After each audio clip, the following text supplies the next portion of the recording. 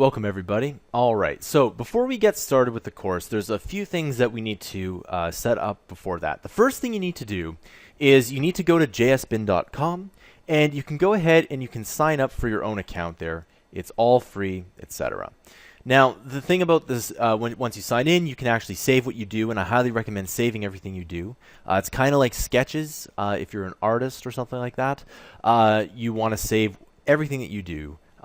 And just for you to look back in, and sometimes you might have a really good idea and you can go back and actually save it. So you need JSBin. Now the other thing that you need is you need an up-to-date web browser. Now this is either Internet Explorer 9, the latest version of Firefox, or the latest version of Chrome.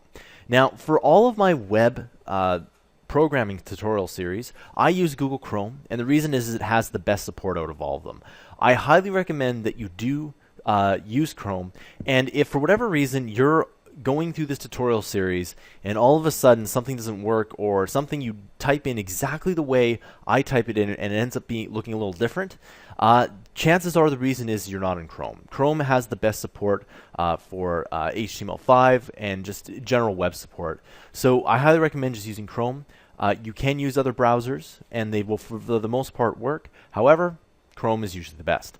Now the second thing that I want to talk about is that in this tutorial series I'm going to show you how to use HTML. Now the only way you get better at programming is to do it. You can't for the most part just listen to this tutorial series, you want to actually do it. And if you just type in what I type in, you'll have something at the end to show for it. It's just a very simple tutorial series on HTML, and you just have to type it in and just go through the tutorial series just the same way that I'm doing this here. So if I type something in, you type something in, etc.